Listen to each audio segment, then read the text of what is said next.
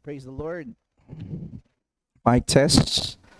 Praise the Lord. So I will be using this time and opportunity na siguro I will be continuing our series, ang ating lecture continua on Ecclesiastes, since most of the time doon ako na-assigned sa Tayabas, no, I will hardly be able to continue this. So yeah, kindly turn your Bible with me in Ecclesiastes chapter 4. I think we are now on verses 4 through 6, no? Ecclesiastes chapter 4 verses 4 through 6, and the title of our sermon for this morning is Envy's Vain Toil. At babasahin ko po mga kapatid sa English Standard Version ng Biblia. And people of God, hear the word of the Lord. It says here, "Then I saw that all toil and all skill in work, or all success in work, come from a man's envy of his neighbor. This also is vanity and a striving after the wind. The fool folds his hands and eats his own flesh. Better is a handful of quietness than 2 hands full of toil and a striving after the wind." Let us go to the Lord in prayer. Our great Father, our God, Father of our Lord Jesus Christ, it is you, Lord, from whom all the blessings flow to the church in Christ through your Spirit. Aming Ama, alam namin mahal mo ang iyong bayan, mahal mo ang iyong iglesia. That's why we plead for you, Lord, that please feed your church. Teach your church with the truth. Help your church. You've shown your great love to your church by electing her, preserving her, dying for her, and glorifying. And may you do that, Lord. May we experience your people words of wisdoms, words that rebukes us, but words that is filled with love coming from you. And may your name alone in this morning be exalted, Lord God our Father. Glory not unto us, but unto thee give glory in Jesus' name. Amen. Praise the Lord. Now, 2 days ago, I just come across in my newsfeed. Siguro, a lot of you are familiar sa boxing match ni Canelo Alvarez, no? And Terence Crawford, one of the parang long-awaited match yan, no? Sa mga boxing fans. If meron tayong mga boxing fans dito, I'm a boxing fan, so alam ko yung boxing match nila. Now, there was a post that was trending on Facebook about the outcome of the match. The post argued that even if Canelo lost the match, kahit natalo daw si Canelo, he nevertheless secured $150 million. Whereas si Crawford, no winner, Terence Crawford was the winner of the match, only gets a share of $50 million. People, yeah, nanalo si Crawford sa boxing match, no? But for them, Crawford was the real loser in the match. And the reason why, according sa post na ito at sa mga comments, he only gets $50 million. When I saw that, it lingers in my thought the phrase, no? Parang napaisip ko, only $50 million. Kawawa. It's so sad that Terence Crawford only gets $50 million. So I tried to calculate it with my calculator. Ilan ba kaya itong equivalent sa $50 million sa peso? Nung chinek ko, in our Philippine money, that is equivalent to $2 billion, 855,425,000. And I said, wow! Sa lagay na ito, kawawa pa si Crawford, no? He only gets 50 million pesos of dollars. How can people say that, no? How can say that Crawford lost that match for getting that amount? And you know the reason why, mga kapatid? See, Immanuel Kant was right when he said that we see our worth. Tinitingnan daw natin yung mga victories, yung mga achievements natin in comparison to others. And that's the reason why even the $50 million worth of prize is a sad thing. Kasi ang pamantayan na ginagamit natin upang sukatin kung gaano tayo kaginhawa ay hindi ang likas na halaga ng ating sariling kalagayan. Hindi inherent worth ng isang bagay na magbe-benefit tayo, no? Kundi kung paano natin ito inihahambing sa kalagayan ng iba. Yun ang nakakalungkot na realidad. And that echoes the very words here spoken by Koheleth, no? We say Koheleth because he did not say that he's Solomon. But although we know he's Solomon, but we just name him Koheleth because that's how he identifies himself. Sabi dito, all toils, lahat ng pagsusumikap, lahat ng pagpapagal, the word here, all skill in work, it's actually success, no? In the right rendering. All success in work come from a man's envy of his neighbor. Kohelet was showing to us the toil and hard work that man does in the fallen world ay nanggagaling siya sa bukal ng pagkainggit. Because of the fall, alam natin na dahil sa pagbagsak ng tao, right? Nung nabagsak ang tao sa kasalanan, envy finds its corruption in our hearts. Kaya tinatawag natin, we are totally depraved. Naninirahan yung pagkainggit sa puso natin na walang kahit isa na exemption sa kasalanang ito, no? So much that even our greatest feat, yung pinaka-great na achievement daw natin, according sa observation ni Kohelet, no? The greatest feat and achievements of the fallen people are motivated by the deadly sin of envy towards his neighbor. Envy and rivalry. Pagkainggit at pagkukumpara sa isa't isa. And our message for this morning is this. Toil in envy, yung pagpapagal ng produkto ng pagkainggit, brings vanity.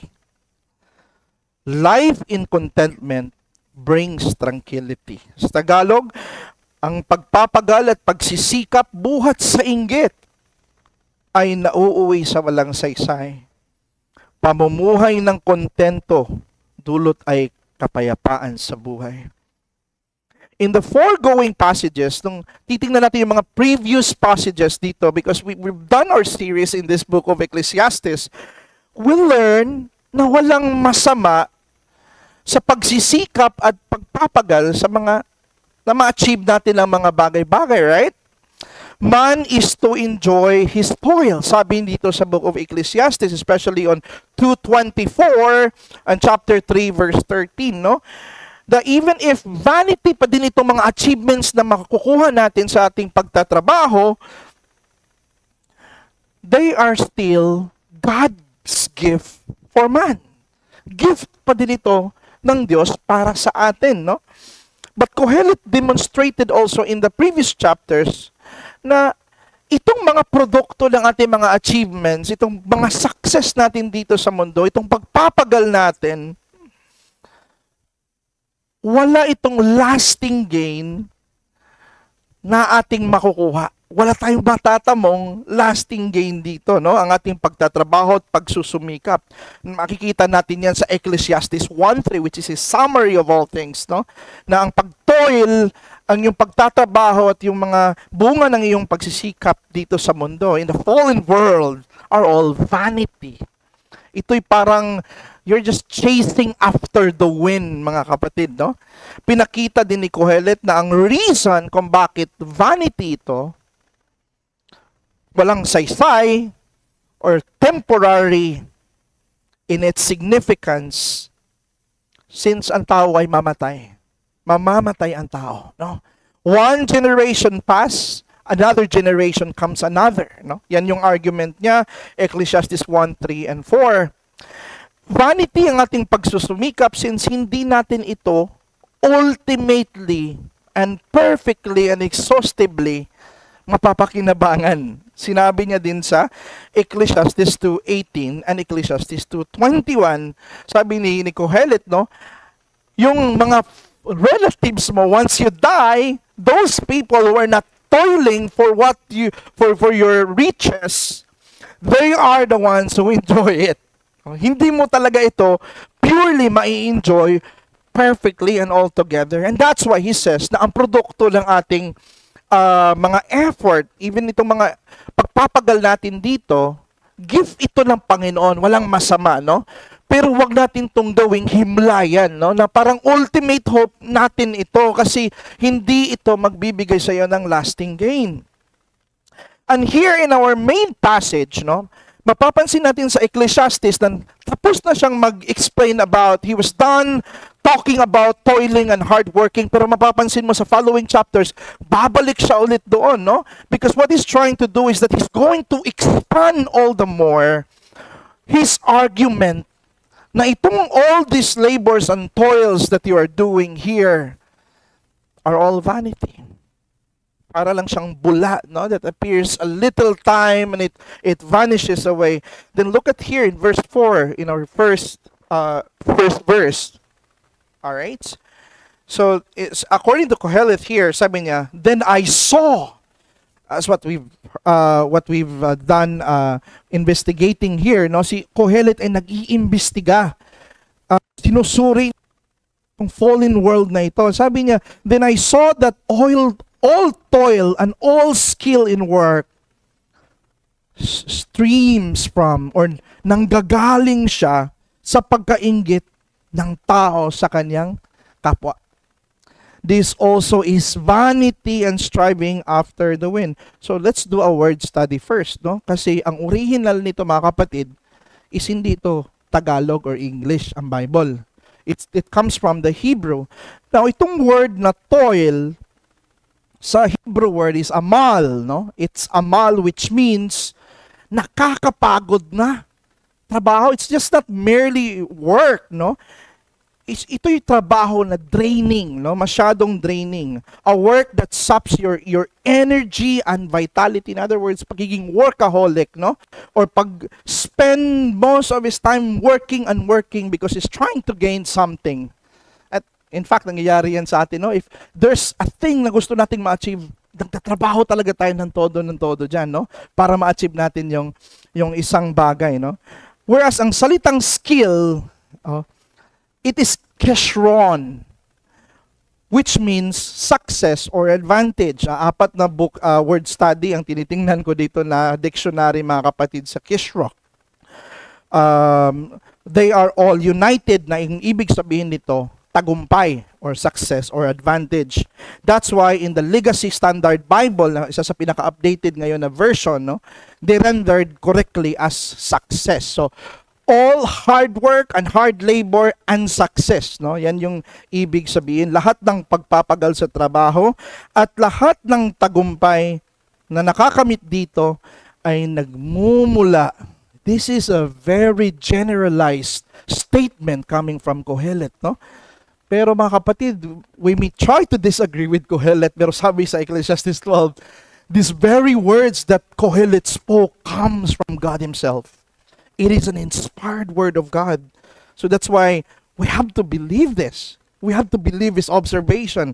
Itong sabi niya, Lahat ng pagpapagal sa trabaho, tagumpay, nakakamit dito ay nagmumula sa pagkainggit ng tao sa kanyang kapwa. Now, very important word here, itong term na envy, right? Itong sa Hebrew word, ito is kinaw ng kahulugan ay connected sa sigasig or zeal, no? It implies na itong envy, mga kapatid, ay emotion siya na active to do something, just as when you are very zealous, di ba? Passionate, di ba? Full of energy. It is no surprise that even ang isa sa pinaka-importanting philosopher sa kasaysayan na si Aristotle understood envy this way. Ito yung sabi ni Aristotle sa kanyang libro na Rhetoric. No? Ito yung sabi niya, envy is pain at the good fortune of others. Ang inggit daw, mga kapatid, ay sakit ng damdamin dahil sa magandang kalagayan ng iba. So when you're envious to the person, meron kang emotional pain na nararamdaman. Nasasaktan ka dahil maganda ang kalagayan ng iba. Nung hindi tayo Kristiyano, nararanasan natin to, no? Nararamdaman natin na experience itong bagay na to. If others are prospering, kahit tayo okay naman pamumuhay natin, nasasaktan tayo. Kahit walang negative impact yun sa atin yung ginawa, yung pag-succeed nila, nasasaktan tayo, mga kapatid, no? And this is where envy differs from jealousy.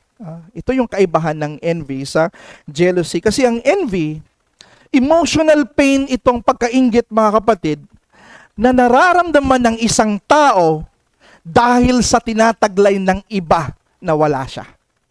That's envy, right? Pero when we say jealousy, ang kaibahan nito sa jealousy is an emotional pain sa mga bagay na tinataglay mo na ayaw mong maagaw ng iba. So that's something that you possess na ayaw mong maagaw ng iba. Envy is tumitingin ka sa iba. They possess something good. And it pains you. It hurts you. Sabi ni Immanuel Kant, envy is a propensity to view the well-being of others with distress. Nadi-distress ka daw. Same as Aristotle, right? Even though it does not detract from your own. Kahit walang impact sa sarili mo, nasasaktan ka, naiinggit ka. Ang expression ng envy, mga kapatid, gusto ko muna, actually it's only one verse that we're gonna preaching here kasi ang next verse dito, next sermon will be laziness. So, let's look at the expressions of envy. Number one, ang isang envious person, ang taong naiinggit, when he looks at your achievements or your great feat, mga magandang nangyari sa buhay mo, nagkaroon ka ng bahay, nakatapos ka sa kolehiyo or whatnot, na-achieve mo yung career mo, ang isang envious person will go like this. He will gossip about you. Ichichismis ka niya, mag-iimbento siya ng mga istorya. He will try to destroy your good name, much as what Saul did to David, right? He will question your motives. Di, nakapasa lang yan, pero actually, ganito yan. Hindi ako, parang hindi naman yung matalinong taong yan. Baka nangongopya lang yan. Or we try to question the motives, discredit all positive things about that person. And like a cameraman, meron tayong cameraman dito, si Brian, no? Like a cameraman that zooms in one particular element and leave the other fade against the background. So an envious person will try to zoom in you will highlight your tiny little imperfections, no?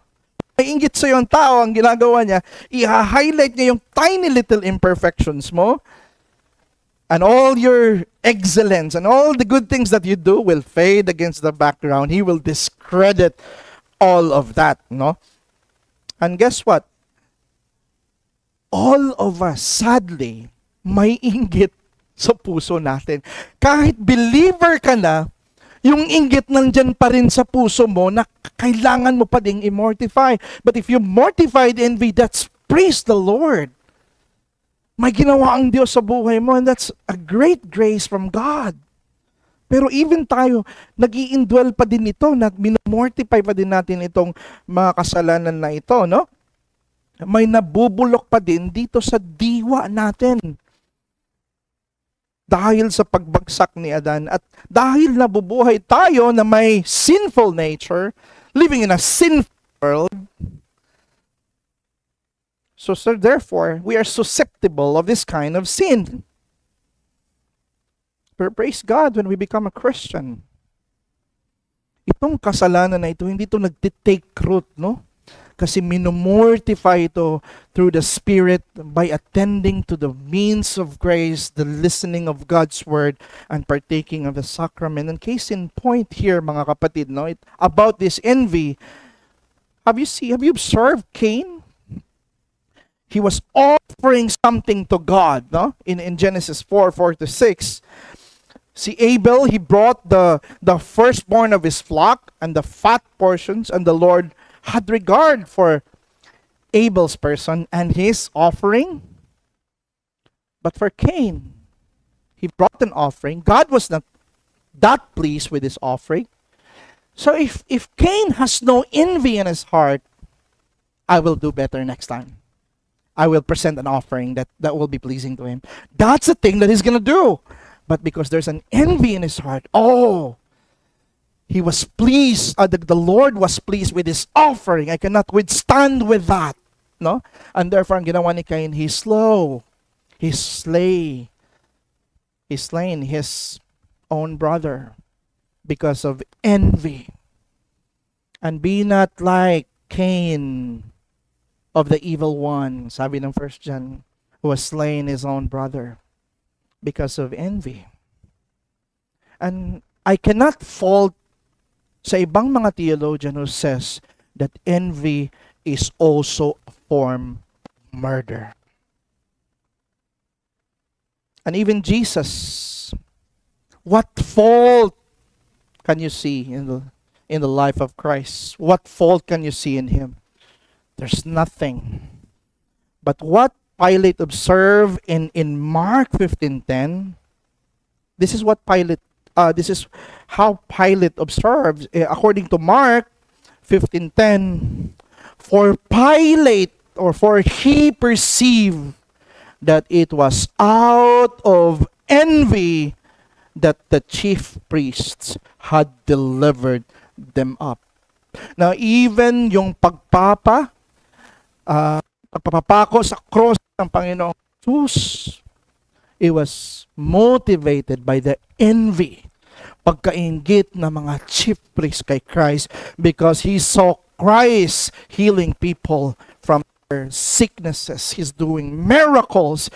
He was to get great converts to the Lord. And they saw, that's something that should not be happening, na siya ang may mga good fortune siya, may mga good thing na nangyayari sa buhay niya better than me. It was because of inggit, mga kapatid. But guess what? There's another expression of envy na ito yung pinopoint ni Kohelet ngayon. I was just giving you one expression of it. Here's the second expression. Kohelet observed that ito palang envy, aside sa sinisiraan niya yung tao, pinapatay niya yung tao directly, ang envy may iba din pala siyang expression. Envy is the engine that drives performance and hard work. Sinabi ni Kohelet, itong lahat ng mga toil and achievements and success na nakikita mo dito sa mundo, they flow from envy towards his neighbor. What he was saying, that an envious person, because of so much envy, dahil marami siyang pagkainggit sa kanyang puso, mga kapatid, he will do everything, gagawin niya lahat, no, to achieve the same thing as the other people achieve, or he will try to do everything to become better than that person. He is going to express now his envy performance, no? He will work hard to outperform the other. He will be driven to generate success, to calm the pain of seeing the good fortune of others. Kasi masakit sa kanya na siya lang ang nag-success. Therefore, gagawa ako ng great feat. Mag-aaral ako, gagawin ko itong mga bagay na ito, mag-i-ensayo ako para matalo ko siya. And we thought at first that that's not envy, but even that, sabi ni Kohelet, that is a form of envy. At nagmumula yung work na yan, and achievements na yan, sa pagkainggit. And that's why, it works and achievements happening in this world, sabi ni Kohelet, they are all striving after the wind. They are vanity. Medyo generalization, no? Which is common sa lahat ng mga wisdom literature, no? Makikita natin sa Proverbs, they always generalize, no? Common yan, no? Pero alam natin na sa mga times na we are na itong sinabi ni Kohelet, mga kapatid, no? Although there are certain factors that drive performance, no? It's either yung mama mo is yung pamilya mo before, mga mamahihirap, gusto mo silang iahon sa kahirapan, kaya nag-perform ka, right? There are things like that who are not motivated by envy, no? Pero itong principle na ito na sinasabi ni Kohelet still stands, that much of the achievements that he observed is a result of envy and rivalry. Now, note here, Kohelet is saying na ang pagpapakapagod sa pagtrabaho upang makamtan mo yung tagumpay na nagmumula sa iyong pagkainggit sa iyong kapwa ay pawang pakikipaghabulan sa hangin. Imagine that word coming from him, no? Sabi niya, it is a meaningless endeavor. Kung ikaw ay nagtatrabaho, ikaw ay nagpapagal, ikaw ay nag-hard work, marami kang na-achieve na success sa buhay mo, pero kung ang engine that drives that is envy, that is vanity.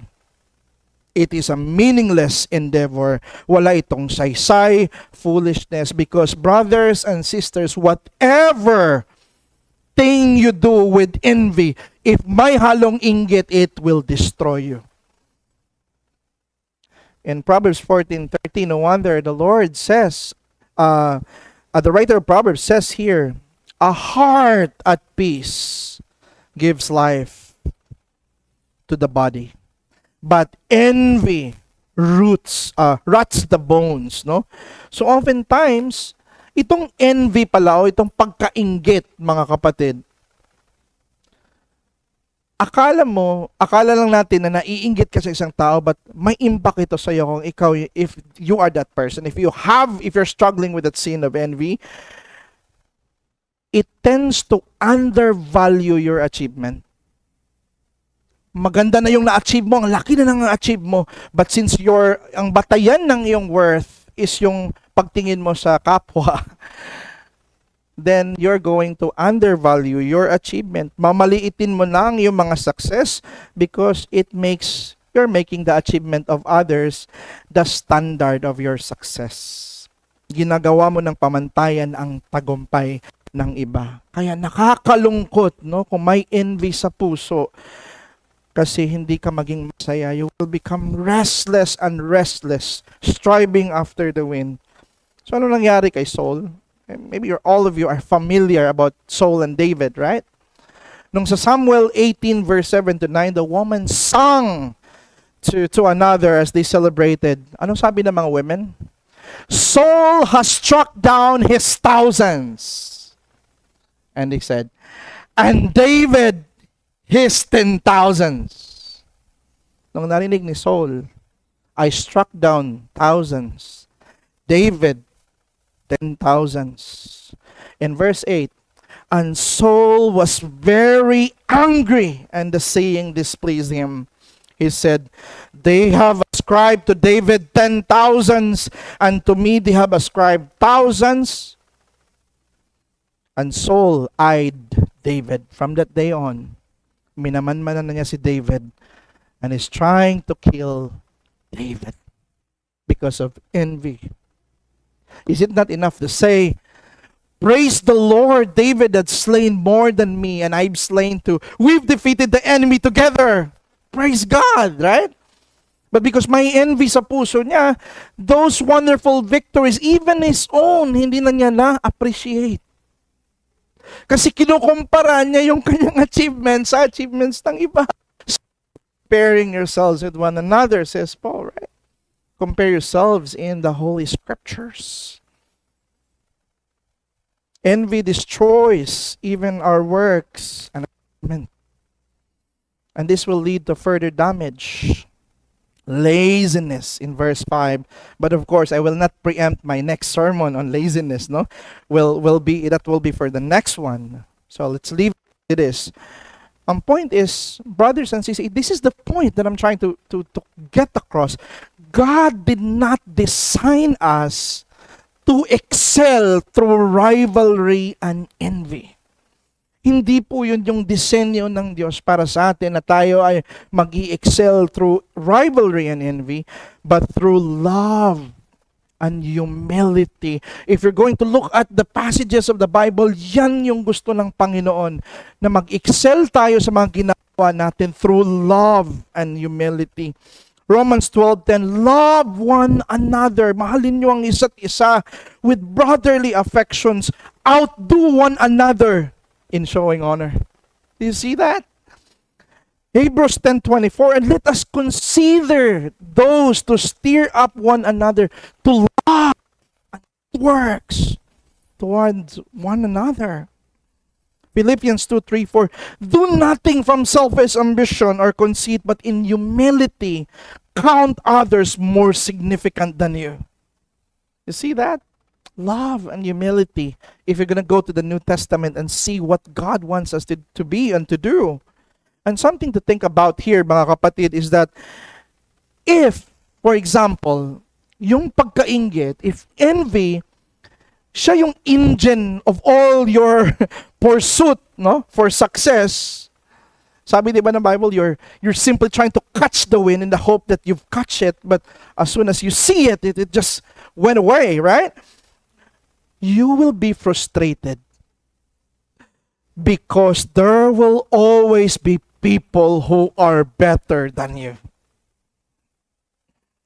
You will not be able to keep up with everyone. If you want to go to the top, I want to be the GOAT, the best of, the greatest of all time. Sooner or later, you will see that, hey, you think yourself invincible, but here comes another man who's better than you.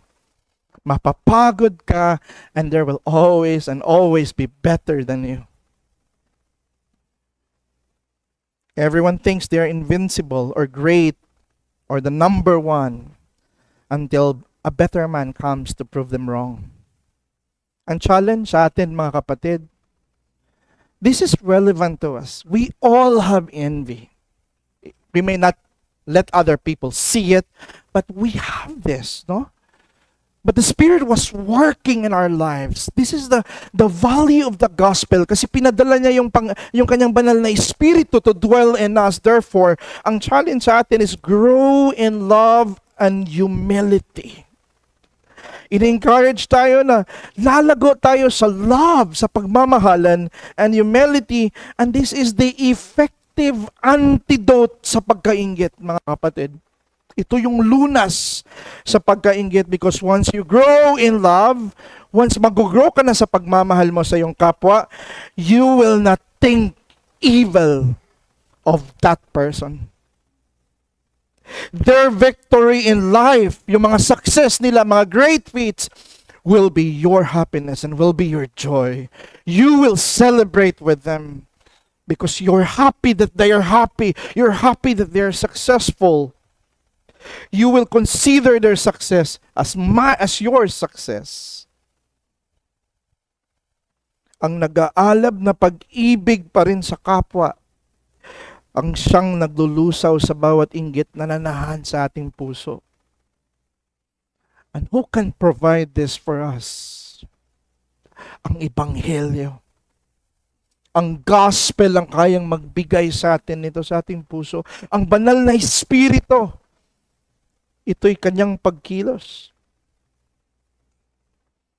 Number 2, toil motivated by contentment. It's gonna be short. Verse 6, Better is a handful of quietness. Better daw, sabi ni Kohelet. It's better. Comparison, right? Better is a handful of quietness than two hands full of toil and striving after the wind. So, important to note, Kohelet, upon observation, come up with a resolution. Gumawa siya ng comparison mga kapatid, between moderation and being workaholic. He presented to us the vanity of toiling hard at itong labis na pagkahumaling sa pagkamit ng malaking tagumpay sa buhay. Nagkakaroon tayo napapalisa tayo mga kapatid, no? Kung yan lagi yung driving force natin, no? Maka-achieve tayo ng mga malaking bagay sa ating buhay, nababalisa tayo at inuudyukan ng pagkainggit.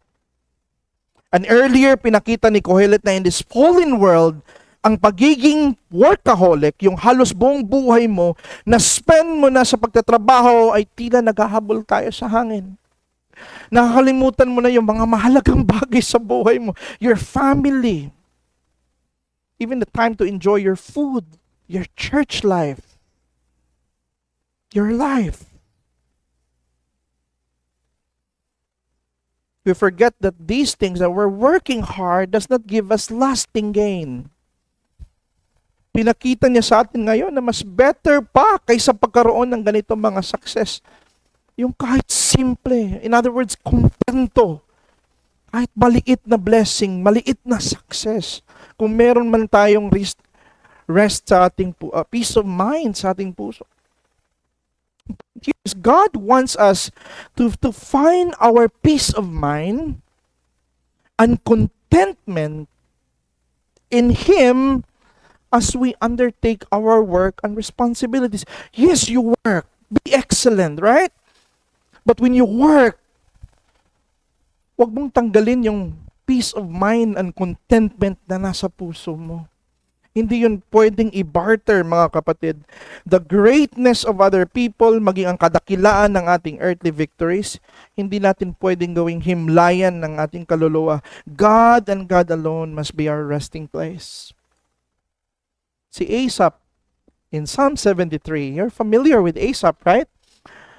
Sabi niya, but in Psalm 73 verse 2, but as for me, my feet had almost stumbled. Muntik na daw siya ma-stumble, ma-backslide. My steps had nearly slipped, for I was envious of the arrogant. Nainggit daw siya sa mga ungodly people. Why are you prospering these ungodly people? No? Sabi niya, nakikita niya na napaka-victorious nila. Grabe yung prosperity nila. Yung pangs of death nangyayari lang sa end ng buhay nila. Pero all throughout their life, mga millionaires, billionaires sila. Their bodies are fat and slick. In verse 12, behold, these are the wicked always at ease. Grabe yung pagkaingit niya sa mga wicked, mga kapatid. Bakit ito? They are at ease. They increase in riches. Sabi niya, all in vain. Wala pala itong saysay, itong pagiging godly ko. All in vain have I kept my heart clean and washed my hands in innocence. But later on, when he went to the temple, he realized in verse 22, I was brutish and ignorant. Nagrepent siya sa kanyang kasalanan. He said, I was like a beast towards you, Lord. And then he realized, oh nga, Lord, I forgot whom am I in heaven but thee. And there's nothing on earth that I desire besides thee. And Paul reminds us, godliness with contentment, 1 Timothy 6 verses 6 to 8, is great gain. Tandaan natin ito, mga kapatid, no? Godliness with contentment, ang pagiging kontento, is great gain, is great riches and great treasures, for we brought nothing out of this world, no? For we brought nothing into the world, and we cannot take anything of the world. So therefore, sabi niya, having food and clothing, Let us be there with content. Makontento tayo. Kaya kung ikaw ay nagtatamo ng malaking tagumpay sa buhay, sa pamamagitan ng probidensya ng Diyos, at pinanatili mo ang iyong pagkakontento at kasiyahan sa Kanya, na-maintain mo pa din kahit pinagpala ka ng Panginoon, nandyan pa din siya sa puso mo at hindi nawala yung pagkakontento, then praise God, purihin ng Panginoon. Ngunit huwag kailanman ipagpalit ang contentment sa pagnanasa na makamit ang tagumpay na hindi para sa iyo kundi sa iba. Kaya when I ponder all these things, brothers and sisters, about the sin of envy, the sin of envy which we all have at we mortify each day, reveals to us how different, how unique the purity and perfect character of our Lord Jesus Christ. He is the only being who walks in this planet in which there is no sense of envy, no envy in every aspect of his character. He is the most exalted God, but yet he was the most humble God. What a paradox is that if you come to think of it, you're so high, infinitely higher than all of us, but you put yourself so low. As far as the heights of your transcendence, so is the depths of your image. Ganun siya humble, mga kapatid, kahit ganun siya class. He has no envy in his heart, in his nature. Kaya napaka-Christ-like ng isang tao na, may mga tao na kahit abot na niya yung ulap, no, sa success niya sa buhay, no. May mga ganung tao, 'di ba, na halos abot na niya yung ulap sa taas ng kanyang achievements. Pero makikita mo yung kanyang dalawang paa nakaapak pa din sa lupa. Makikita ko si Christ sa mga ganyang hindi ang success ang nagpapayabang sa tao, right? Nanatili pa din yung pagiging humble. He has shown us love. Kaya sabi ni Pablo, let this mind be in you also in Christ Jesus. Yun yung Paul sa Philippians 2. This mind of Christ, although he was the form of God, but he became a servant, let this mind, Philippians 2:5, be in you, be in us. That's his way to cure the envy. So if you are not yet in Christ, friends and brothers, then come to our Lord Jesus Christ. Look at his humility. Look at his perfect character that has been displayed today. Look at his death on the cross. Come to look at it. See it. He has shown you love without envy. Very pure. He gave his life for the people who sinned against him. So come to him, because that's how good our Savior is. A Savior is willing to save with no envy. To end this, mga kapatid, there was an incident sa Greek history about a certain wrestler who was so envious of Tiagenes. Si Tiagenes, siya yung champion sa mga lahat ng mga wrestling match, no? But since namatay na si Tiagenes, there's no way for him to console himself kasi gustong-gusto niya talaga, gigil na gigil siyang talunin si Tiagenes. Now, after Tiagenes died, there was a statue of him that was erected. Being the champion, right? He was erected in a public space. Now, his envious antagonist, this guy, looks at the statue. This is the man that I'm going to beat. So what he did is that he went out every night and wrestled with the statue. Ni-wrestling niya yung statue until one night, this is a legend, mga kapatid, which is very known. He threw it over. Sa kaka-wrestling niya sa statue, the statue fell on him and crushed him to death. What is telling us? envy can cause nothing but death. Just as that story. It rots the bones and rots our efforts. Now dito sa mundo, while we live in this world, in this sinful flesh, magsta-struggle ang church sa pakikilaban sa envy, sa pagkainggit.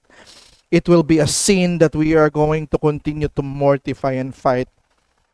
But time will come. Ito yung last ko na sasabihin, mga kapatid. Time will come. Natanong ko minsan sa sarili ko kay Jonathan Edwards, ba't sinabi ni Jonathan Edwards na doon sa heaven, may degrees of glory that one is more glorious than the other? Meron bang ganon? Tama ba yun? When I look at the scripture, yes. There will be degrees and levels of glory there. Pero mga kapatid, no? One may acquire greater glory than the other. Pero guess what? That is still joyfully wonderful. You know why? Because there is no envy within the place of the celestial city. Let us pray to the Lord. Our God, our Father, Lord, patawarin mo po kami sa aming kasalanan ng pagkainggit sa aming kapwa. Salamat, Lord, na may mga ang iyong bayan ay continuous mo, minomortify sa kasalanan na ito, Panginoon. At salamat na sa iyong biyaya, pinapa-increase po yung pag-ibig namin sa kapwa namin, Kristiyano.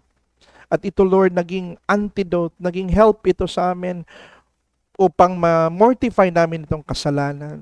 Pero habang nandito kami in this side of glory, Father, magsa-struggle kami sa kasalanan ito, pero naniniwala kami ng iyong biyaya ay maging sapat sa amin. Nawa itong salita na napakinggan ng iyong iglesia, mag-motivate sa kanila na i-mortify itong kasalanan at titingnan nila ang nag-iisang perfect character without envy, the Lord Jesus Christ, Lord, as the foundation of their sanctification. Thank you for feeding your church this morning in Jesus' name. Amen.